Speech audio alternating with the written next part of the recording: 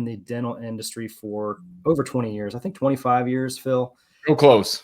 You've seen a lot of different things. And I'd like to introduce our co-host, co-founder of Bluewater Dental Advisors alongside myself, Brandon Wilson. Been in the business planning world for 20 years as well. Neither one of them look as old as they should be. They're looking pretty young and spry. So very glad to have everybody on today. Appreciate it. Thank you, Stephen. Thank you. So we've got also our moderator, Shelby Buck, with us. She's going to be driving this thing.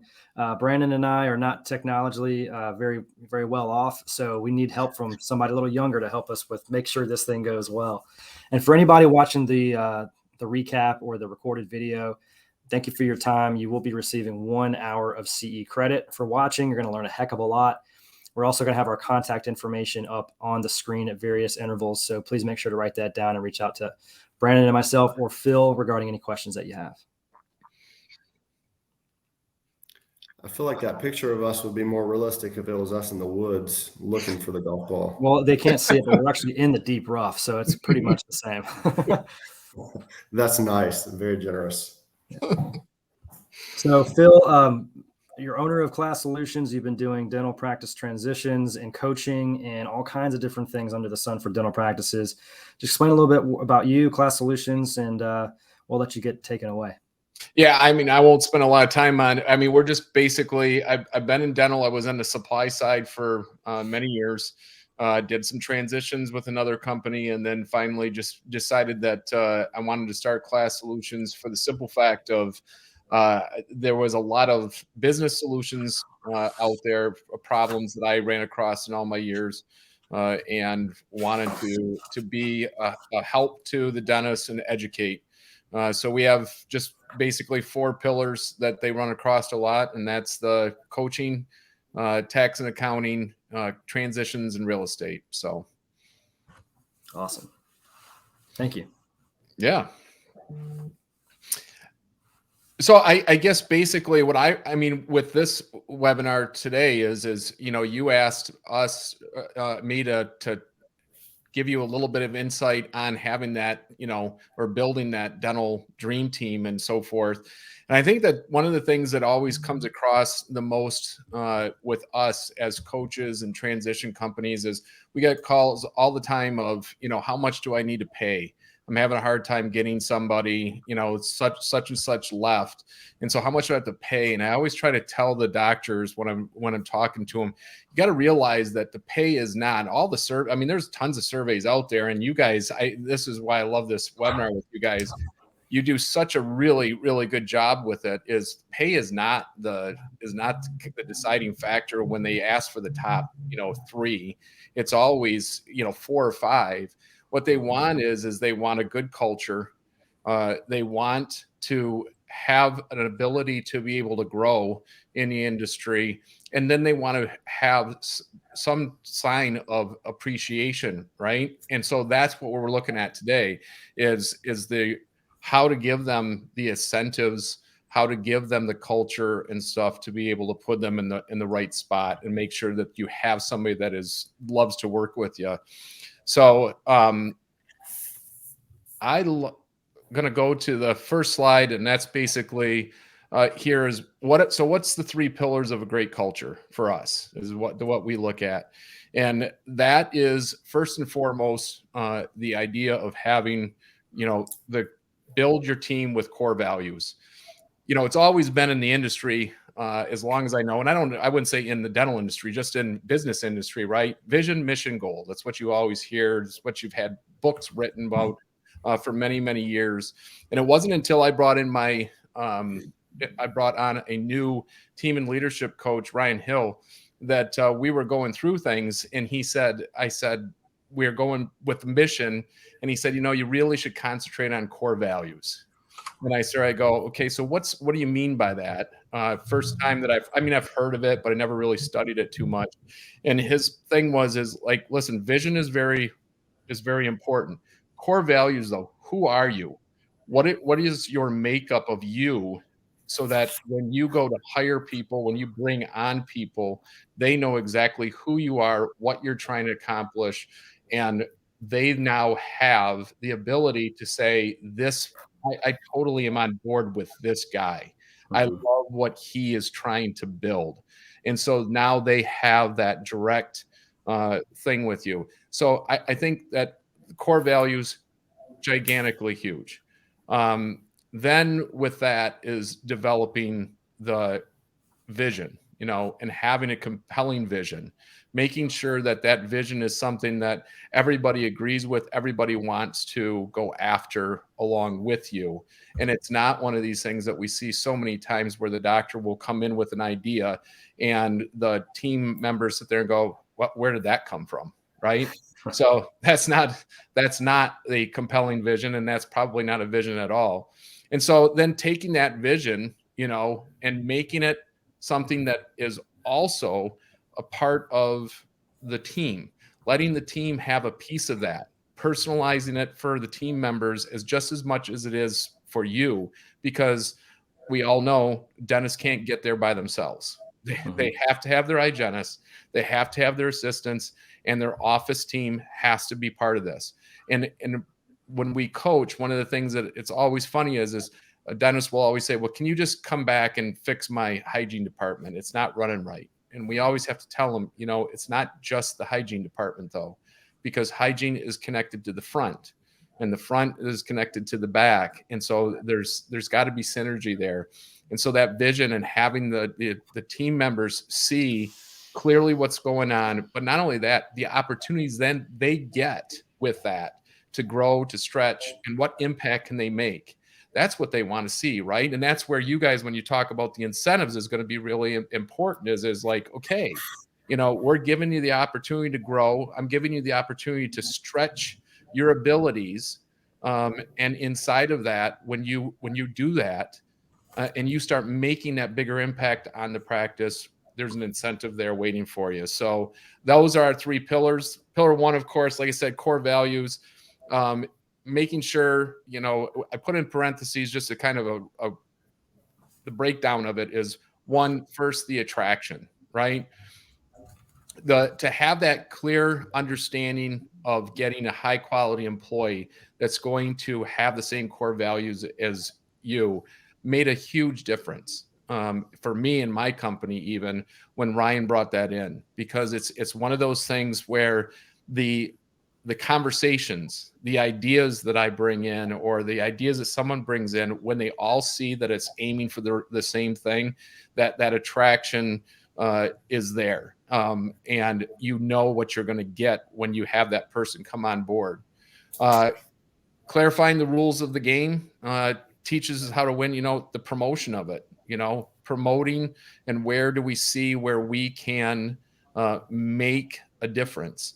And then last but not least, it's retention, right? If you have that good culture and that consistency with quality employees that are all on the same page, right? Because everybody's following the same core values, or is understanding the same core values, then that culture consistency works.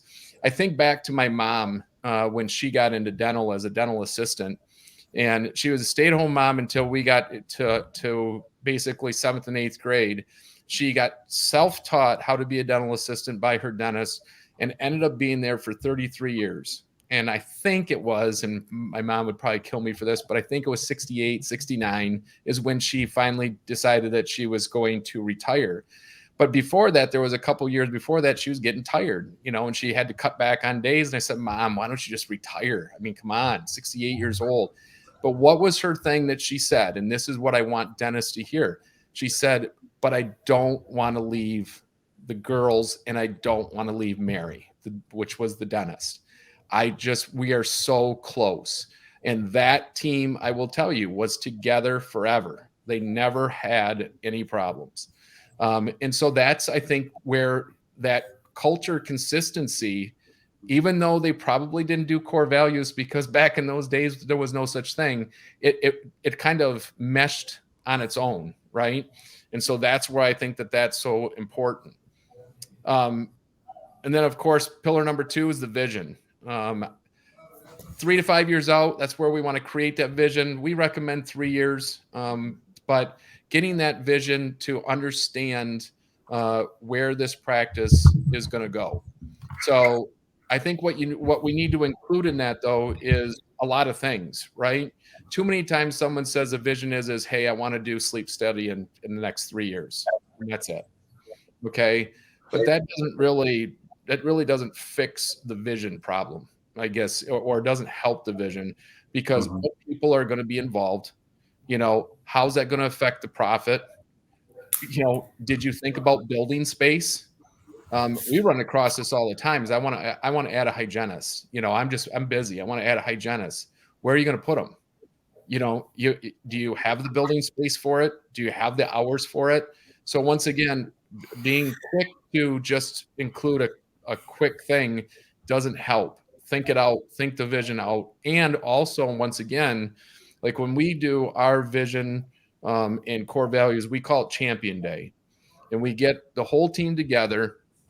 We review with the doctor what his thoughts are or her thoughts are of the vision and core values, but then we get everybody together to build that core values and vision, as a team. Man, does it just make a huge impact when that they can sit there and say, okay, I'm a part of this.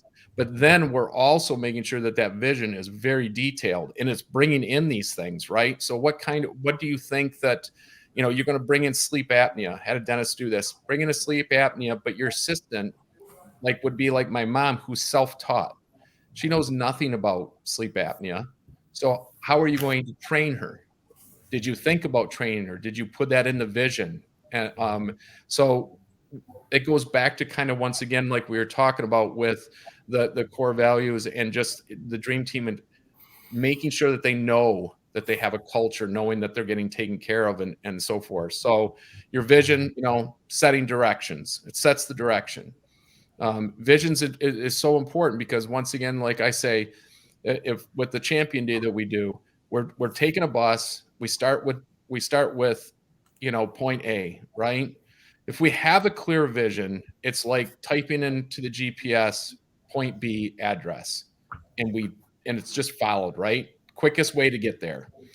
But if you don't have a clear vision, and if you aren't setting up the right parameters, then it's basically you start at set A, you drive around for a long time, and you hope that you get to point B, and you might eventually get there. But in the meantime, you might be losing a bunch of people off the bus and having to make another stop to bring in some more people, and so forth. So what it does is, with a true vision, it's like I said, it sets the direction, offers a compelling future for the team. It allows them to see what's possible, right? So those who really want to be impacted on the growth and stuff like that, it gives them that opportunity, and it's definitely a powerful attraction. And once again, that retention tool to get things started. And then last but not least, um, you know, show the team the vision. Once again, like I said, with our Champion Day, it's so important that they all work together in that Champion Day, because now everybody gets to be a part of that future, right? And they all get to be a part of sharing their own values, implementing their values. When we do these, and I've sat in them several times when Ryan does them, and it's so fun to watch where they put their values down on a piece of paper. What do you think the core values are of the owner, the dentist, and how much they find, and then how much they also don't realize, right? Like, that totally makes sense, but I did not realize that you would have said something like that. And that's, like I said, where it just opens up the door for everybody to start to build that culture, and everybody gets to share with each other. And then once again, the dream team members love to see how their personality will fit inside that vision, and then basically get to be energized by it. And I think that's the biggest thing. Dentists always have there's always a conflict with them in wanting to share, right? Numbers, they don't want to share production numbers, that they don't want to share this, they don't want to share their feelings, and so forth. And it's just such a thing that just stifles the practice. Take time, sit down with them, show them once again, review it with them in team meetings and stuff, and watch them energize. There's all kinds of stats out there that show that an energized team will outperform, but any goals that are set before them when they have that energy and that ability to want to go after it. Um, and then once again, then it also then gives the team members the clear understanding of how they get to grow, that they now are being told that, wait a minute, I've always wanted to do, or be an ortho assistant, and you want to do ortho.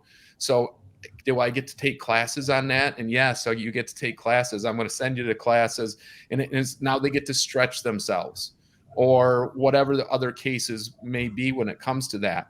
They get to see that, and then they also want to see, which goes back to what this whole webinar is about too, is what kind of impact can they make? And it's not just impact on the practice, it's the impact on the right, or on the patients, I should say, because we run across a lot of times, I would love to do this, but listen, if you have everything in its set place, that it gives the patients now, and you get to see the impact. And when you get those calls from the patients, I love the fact that you did this, and this. It shows, and it starts to make a huge difference. So those are kind of the three personalities, or the three pillars, I should say. Of course, having your dream team, then you also know you're going to have a very dynamic team, and a team that is going to be very motivated, and a team that's going to have some fluidity, or what we say movement. And we all know that when you go into physics, what little physics I know, not much, but movement is definitely going to cause friction, right? So that doesn't mean that that's bad. The friction is then, of course, going to create the heat.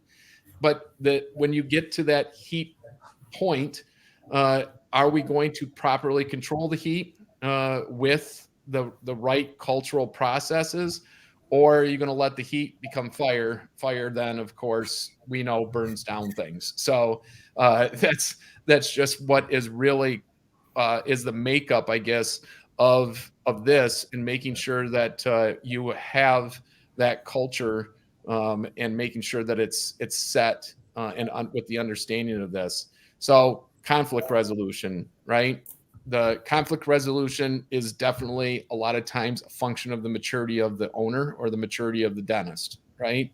Um, we run across dentists, and I know that you guys have too, where the dentist sits there and says, I don't want anything to do with the business aspect. Right. So basically what they're saying is I don't have, and if you want to use the word maturity, you can, but I don't want to be involved with that. I want to just come in and do my job, and that's it. And so there's uh, where that first step is. That's why we have, emerging leaders workshops and different things like that, because this is where you now the owner or the dentist now has to start taking some responsibility a little bit. And it's not that big a deal. It's just understanding it. So conflict's isn't necessarily going to be a bad thing. But what it does, conflict, a lot of times, if you want to call it conflict, it creates, stimulated ideas. It creates the creativity. I mean, it gets people, the juices flowing, right? What if now it's all depends, though, on how good, strong are the relationships. And once again, how good is our leader in handling the conflict? So, for example, I'll use myself. My leadership team knows that they always tell me that, you are a true entrepreneur, because in personality wise, with an entrepreneur, all you think of is his other ideas, and you're thinking of the next project and stuff like that. So, for me, I could tick a lot of people off because I'm constantly coming with ideas. But in the correct conflict resolution, you have my leadership team that is listening, which is the most important. They listen, and then it becomes a situation where it's like, okay, now here's our thoughts. Where I think dentists, a lot of time, when they get maybe an idea, if that person is giving ideas too many times, they start to automatically think that it's just a bad idea, right? Or, oh my gosh, it's another idea. And so you hope the first couple aren't bad ideas, right? Because then they're like, oh, it's just going to be another bad idea. But listening to that, understanding it, and knowing how to handle that allows for it not to become an unhealthy situation. Because if you start to not listen, if you start to handle it the wrong way, or what we would call unhealthy, then a good resolution to conflict should always be a win-win. The person understands that not at this time, right? My leadership tells me a lot of times, hey, Phil, good idea, not at this time. Didn't mean my idea sucked. Didn't they said no, but at this time we don't have the capacity, or we don't have this, right? Same thing with a dentist, making sure that is. Otherwise, when there's conflict in the one and one's constantly saying no, or one saying that's a stupid idea, or whatever the case may be, then it becomes a win-lose situation, and it's never gonna amount to anything, right? So it's got to be that idea of win-win, not win-lose. And then learning to manage the conflict. Once again, I think the biggest thing is just leadership skills. Learning how. I mean, read some books, go to some courses, whatever the case may be, but you got to learn some leadership skills. It's not that difficult, but it can take you to a whole nother level in understanding. And I think another one is important is personality profile, and understanding people's personalities and how to deal with them. Because there are certain personalities that I in the disc world am a D, and my biggest difficult person to deal with is a C person. Because I don't want to spend the time of hearing all the rambling. I just give me my answer, right? Because I'll just believe it. But the C person is going to be the one that's going to read there's 1,000 reviews on a product. They're going to read all 1,000. I'm going to look at one good one bad one, and say, oh, most of them are good, buy it. Right? So that's where that's at. So one of the other things is to categorizing the sources of the conflict, right? So there's personal differences. Once again, that's where I just was mentioned with the personality profiles, right? If you understand the personal differences, then you know how to deal with the conflict differently, instead of letting it get to you. Conflicting objectives, there's lack of information. And I think one of the ones that the environmental conflict is a big deal, because this is something I see in the dental industry all the time. A dentist sits there and says, you know what, we're packed. We need more room. And so they went out and they talked to a contractor, they talked to their accountant and everything. And the person they didn't talk to is their team. And next thing you know, a contractor shows up and is starting to take out the lunchroom, refrigerator, table, and everything. And they're starting to tear up the floor. And the team goes, what's going on? Well, we're just so backed up. We are not getting patients in. I'm opening a new room. And so that's the only place I can go is the lunchroom. Well, once again, conflict, right? Way to not bring that up to the team, way not to talk to them. So once again, there's a situation they're not feeling appreciated whatsoever. So allow the team to be able to bring in those ideas. And once again, don't look at it as a conflict, but actually look at it as maybe they have a good resolution. Maybe they would say, we'd be willing to work extended hours just so that we don't have to, go to our cars to have lunch. Give them that opportunity. And then last but not least, the foundational principles of healthy conflict resolution. First of all, priority number one, protect the relationship. As long as we're protecting that relationship, then you're going to have a lifer. Separate the person from the problem. I think that's, once again, that personality situation, making sure that you're focusing on the problem, not the person that brought it. Because if the person that brought it has brought 2 or 3 ideas, once again, and you didn't like the first 2, that doesn't mean the third one isn't a good idea, or it's not a good problem to solve. Listen first, talk second. Something that I have to struggle with every day. I love to talk, and I love to, when I sit down with doctors, when I hear something, I'm like, oh, when I give them the answer, and it's like, nope, listen, because they need to come to that resolution maybe on their own. Pay attention to the other person's interests. I think this is one of the things that's totally gone from dental offices. When I first started in dentistry, 23 and plus years ago, you would have all kinds of offices that would go on vacations, or they would do weekend trips. They would go to Chicago midwinter. The whole team would come and the doctor. None of that happens now anymore. There's a reason for it all the time, but that's something that I think the team building aspect has really been lost. And so once again, explore some options together, and work with the facts, and don't sit there and work off of the gossip. Don't work off of bad ideas, or don't work off of something that doesn't even it doesn't fit inside the vision. It doesn't fit inside the core values. And I think that when you do these things here, then you have a good foundation. You build the system that when you work with us at the Champion Day, those systems are built, the protocols are put in place. And now when they see that no matter what conflict, that conflict is handled the same way every single time, everybody knows that there is nothing but the right thing happening in the practice.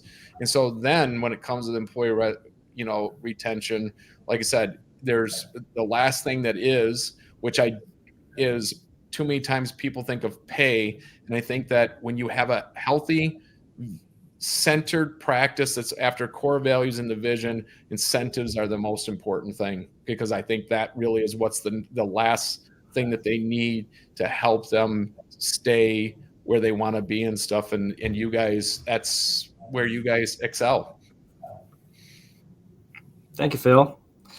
I appreciate all the information you shared. This is great stuff. I mean, you're getting to the real touchy-feely pieces that really good cultures stem from, is listening, being able to understand what each person's going through, and making them all part of the vision and the core values of the company. And I think a lot of dentists may not go to leadership academies or have coaching and things like that they should be taking advantage of, because they went to school to help with oral health and creating excellent smiles and all of that.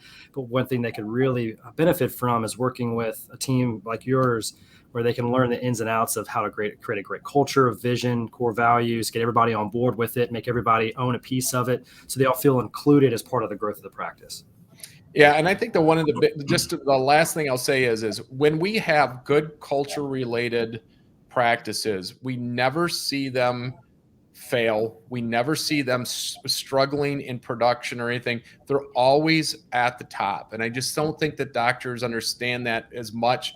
There's so many out there that just push and push and push for that production. But when you have a highly motivated team, a high culture atmosphere, that the dollars and what's happening and the ease of being a business owner, always, it's not, some of the time it's always there. It's always an A+, where the rest you struggle.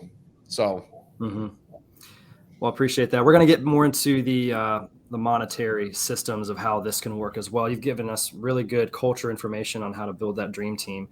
Let's focus on what it looks like to retain and reward and incentivize that dream team, because life events happen, different opportunities arise, and we want to say these people are concrete to the success of my practice. How do I understand what's important to them and incentivize the growth potential that I know they have to help continue to grow this practice for me, all with looking at the future in mind. Bluewater Dental Advisors is based out of Charleston, South Carolina. Brandon and I started this firm about 2 years ago. Lots of experience in business planning, decided to niche down and work specifically with dentists, which is how we met Phil. In order to get in touch with us, you can email us at info@bluewaterdentaladvisors.com. Our website is simple, bluewaterdentaladvisors.com. Our number is on there, and how to stay in touch with us and engage in some of the great content we have. Find us on LinkedIn under Bluewater Dental Advisors, and also go to Facebook and you can find us there. Introducing again, Brandon Wilson. He's the co-founder of BWDA, dental advisor for a long time. I'm excited to hear what you got for us today, sir. I figured out what else was a lie in that picture, that golf picture, by the way. What is that? I think that's me holding my 3-iron. I can't hit a 3-iron. As a matter of fact, I think I broke it a couple of weeks ago over my knee. Yeah, that's it. Rest in peace, 3-iron.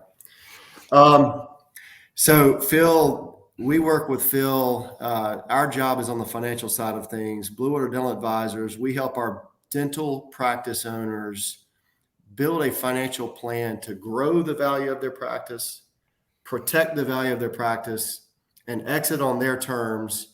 When we say their terms, that's to sell to who you want, when you want, for what you want, within reason. One of the first things we do in working with any business owner that we work with, especially with a practice owner, is we help them get financially organized. And we use this pretty little diagram here that you can see on the screen. We call it our business owner blueprint, which is a very simplistic way of looking at the 4 to 5 domains that we should be on top of as a business owner. And these 4 to 5 domains all contribute to this financial puzzle that we have to put together. For the purposes of today and what we're talking to the theme of, creating a culture and creating this all-star team, we're going to talk about the blue area, which is growth. This diagram references it as assets, but we call it growth. And any business, we can all agree, grows through people. Whether you're a owner of a widget factory, or whether you're a dental practice owner, or whether you're, fill in the blank, your people are your business. And the way we quantify or subcategorize growth and, from a planning perspective, how do we attack that concern, but also an opportunity? It's not a bad thing. How do we grow this thing through our people? We've got 2 categories of growth in our world. We've got attraction tools and we've got retention tools, and we'll expound on both of those. My goal and what I'm going to tell you in the next couple of minutes is just helping you understand that the solutions for each of those issues are not the same. And I think a lot of business owners and generalities, not just practice owners, not just dentist business owners, they think that you can do things that will do both. And to a certain extent you can, but to really do it right, to really grow the value of that practice, to really, have people that are just loyal as all get out, we've got to attack the 2 separate scenarios, attraction versus retention. So that blue area is what we're going to talk to. Shelby, if you can hear me, fast forward. Yeah, there we go. There's my bus scenario. So we've got to have the right people on the right seats of the bus. I can't think of an industry that's more important than a service industry like dentistry. I mean, you're literally up in their grill, your patient's grill. And if you're not a fit to the culture, if you're not, a person that makes your patients comfortable, if you're not on your A game, your practice is gonna fail. You're gonna be as good as your weakest link. I think about the scenario if I've got to go get a part for my truck, and I drive up to AutoZone, and they've got that part, and I go in the store and I buy it. And if the guy at the front counter is a jackleg, that's gonna stick out to me that, hey, that guy was, not a nice guy. I might not go back to that AutoZone. But about a month later, I'll probably forget, and I'll need something else for the truck, and I'll go back to the AutoZone, right? But if I walk into the dentist's office and I lay down in the chair and the hygienist, comes in there smelling like booze from the night before, something crazy, I'm not going back to that dentist's practice.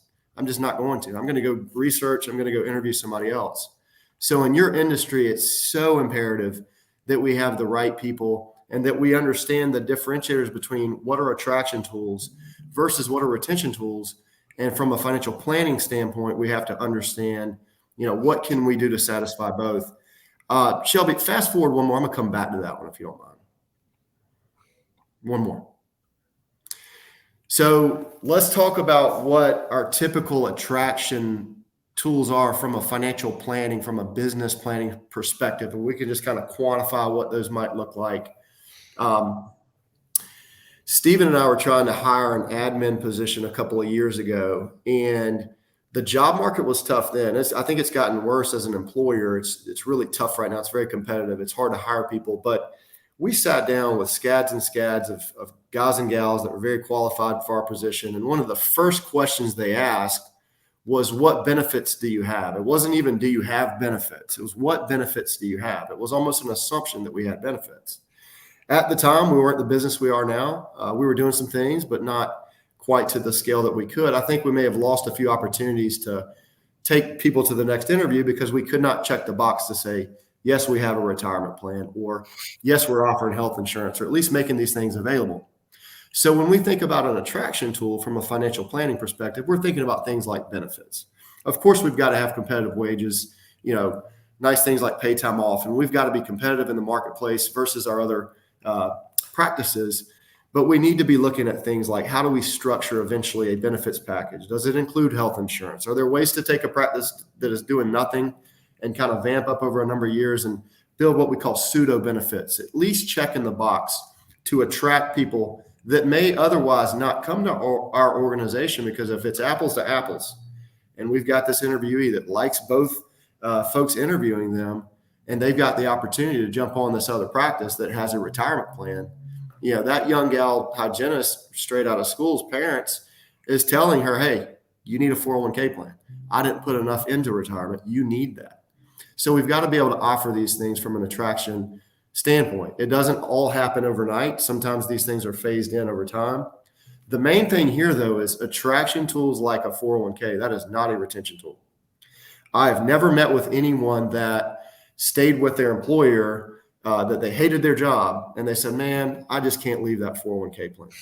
I just can't do it. It's so good. I've never sat with anybody that said, hey, their short-term disability program is smoking. I'm not going to leave that job, but I hate waking up in the morning.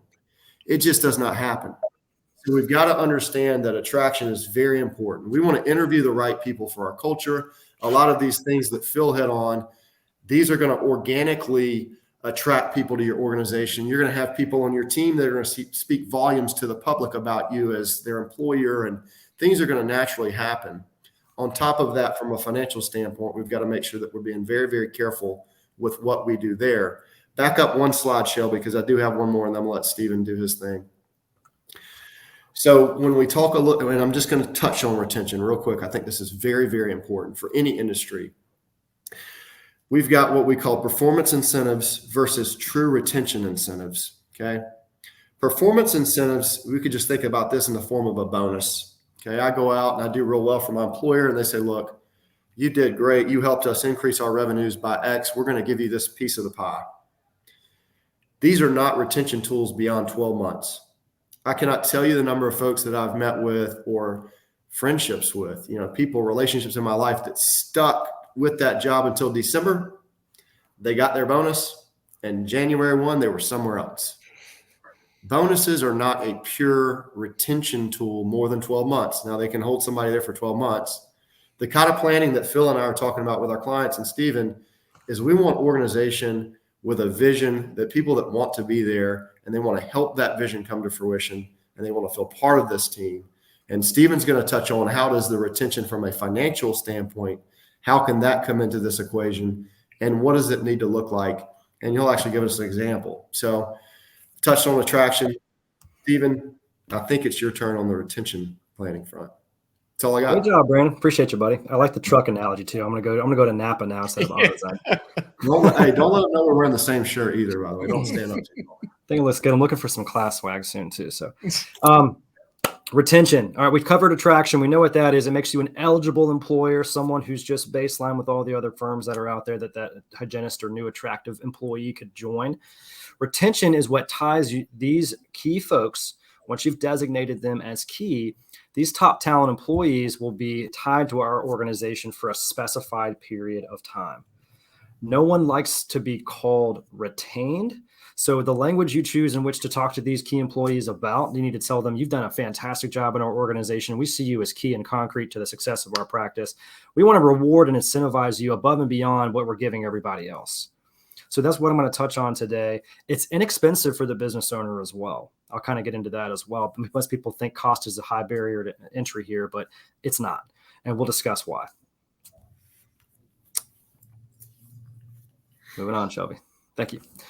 So let's talk about retention efficacy. So the first thing you have to create in terms of a retention or reward / incentive strategy is sitting down with that key employee one-on-one, again, recognizing them informally at first, but then giving them something formal that they can take home. The first thing you want to do is have that conversation with that key employee about what is that emotional driver that gets them super excited to come to work every day. Are they thinking about sending their kids to college in 8 years? Are they trying to take their spouse on a nice 25-year anniversary trip to the Himalayas or wherever they want to go? Are they looking to pay off their mortgage 10 years prior to retirement so they can create extra cash flow to then put into retirement? Those are all the things that might be on their minds as employees. As a business owner, you've got two other things on your mind that might be keeping you up at night. The first one is probably, am I going to be able to retain these great people that I have in my organization right now? What's the cost of not keeping them? And the second one is, do I have enough cash flow to keep going? Cash flow is what makes our business breathe. It's the oxygen that allows it to continue to thrive and live. So with both of those two considerations in mind, reward and incentivization strategies make a huge piece of your overall incentive package that you can provide. So sit down with that person, understand what emotionally is customized to them. The second thing is it has to be financially impactful to this person. Doesn't necessarily have to have a big money driver behind it per se, but we want it to be financially impactful, meaning that you can defer a specific amount of money to give to this person so they can accomplish XYZ goals that they've told you is super important to you. So that third one there is deferring that specific payout to this person for an amount of time that you deem appropriate, usually tied to growth incentives. So you have to characterize the different points that this employee must hit in order to achieve your contributions to their goals. And the fourth thing is it has to be simple. We often use an analogy of using the spouse test. If this individual in your practice understands the simplicity of this plan and they go home and talk to their spouse, partner, family members, whoever, and they say, guess what? I had this great conversation with Dr. Smith today. They found me super important to this practice. They're willing to give me X amount of dollars or X amount of benefit if I'm with them for 7 years.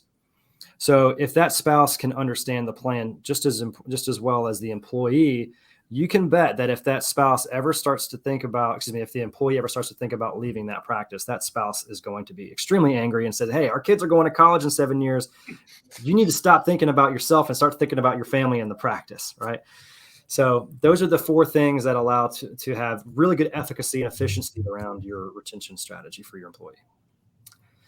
The second most important thing around retention is understanding that as a business owner, there is a 100% guarantee that you will leave your practice one day. And it's either going to be toes up or toes down, as Brandon likes to say. So you're either going to be alive for it or you're not. But the 100% guarantee is there because people either retire out of this business or they sell this business or they just shut down the doors one day and then nobody can get back in. And so those are three different doors of exit. But retention is super important for our business owners today and especially at practice sale. The first reason that it's important to the exit of the practice owner is it creates a market for a sale to, we call them insiders jargon wise, but it's to any associates or family members in the practice who are dentists as well. So they're very keen on keeping that same continuity. And they want to make sure that those employees who know the culture, the vision, the core values are still present so that practice keeps humming along. The second one is it increases salability and it also increases the purchase price for that seller going to sell it off to a buyer to a third party. A third party could be a dental service organization, a DSO. Those are getting monumentally popular right now. Or another successful dental practice in your town or state that wants to purchase your practice for market share and that cash flow. The third is it allows an owner to keep the business and to also convert to passive ownership should they wish. So if they want to sell portions of their practice to associate dentists and maybe sell 60% off, but keep 40% or even less than 25%, maybe be a silent partner in the practice and continue to generate revenues. This keeps that same continuity in place so they can pretty much guarantee they're going to receive the same type of cash flow that they're used to, and they can bank on that. And the fourth thing is it maintains the value in case of an unexpected exit due to the three black swans, we say, whether it's death, disability, loss of license, or lawsuit. Those are the four things that we can't really control in most cases. So we want to maintain that value in case we have to get out quickly. We're able to do so because of the continuity planning that you've put in place. So I mentioned this before. I want to just reiterate, but it's completely deferred. Brandon mentioned that attraction tools like bonuses and benefits don't keep these employees on longer than 12 months in most cases. That's I believe that's from Gallup.com. So you can check us on that if you want. But it's got to be completely deferred out for a specific amount of time. A lot of times it can relate around the same time frame of when you'd like to exit. If your exit strategy is supposed to be completely finished in 10 years, you can start that payout structure in year 8, and they're on for 3 more years through the transition to the new owner. The second is it addresses those milestones. I want to give you an example. So we've got a doctor, Dr. Smith in Mayberry, USA. If you've ever seen our 3 Doors of Exit CE video, this is the same scenario. But she's got a dental hygienist named Stephanie. She's 35 years old. She's got a 10-year-old and a 7-year-old, and she's anxious about sending her kids to college. So Dr. Smith realizes the importance that Stephanie has in the growth of her practice and the continuity of her patient base. So she wants to reward above and beyond in a what we call a discriminatory way, but a good discriminatory way, that she wants to give a specific benefit to Stephanie so that she's able to stay on for a period of time, selfishly for the business owner's benefit, but also for the employee's benefit. She's willing to give Stephanie 8 years to ramp up this benefit with continual growth incentives that she's willing to go over with Stephanie each year. Say, we're going to award you this 10% bonus every year that's going into a deferred account. The structure of the account is not important right now, but in 8 years, we're going to give your first child, when they turn 19, $20,000 a year for college. So what a weight has been lifted off Stephanie's shoulders, thinking that she's got this excellent benefit that she can send both of her kids to school. And by the way, you can defer these payments out in tranches as well, so it's able to pay for one kid or both kids should you decide to do that. Now, that is a simple plan.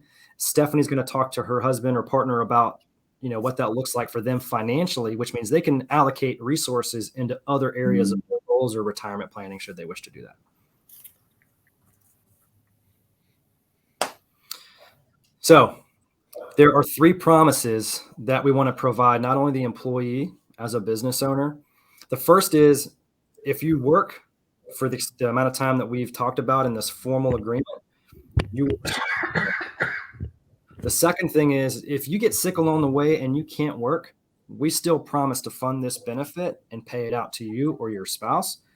The third is, if you pass away and unfortunately you're not here to provide that income for your family, whenever it is that you pass, we will pass along that benefit to your family as well. So it's got all kinds of different safeguards against the 3 black swan events that could happen. An example here is the business, the top portion is giving $30,000 a year for 8 years for college for Stephanie's kids. And then the key employee and the family receives that benefit once they've hit those incentives.